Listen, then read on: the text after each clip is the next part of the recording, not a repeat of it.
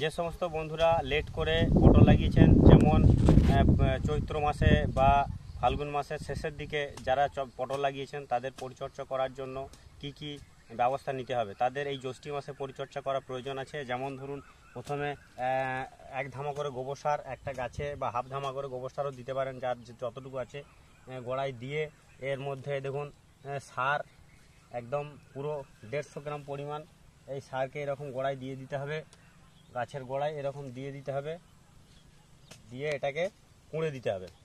এবার দেখুন, এটাকে এইভাবে আমাদের কুঁড়ে কুঁড়ে এটাকে মাটির সাথে মিক্স করতে হবে।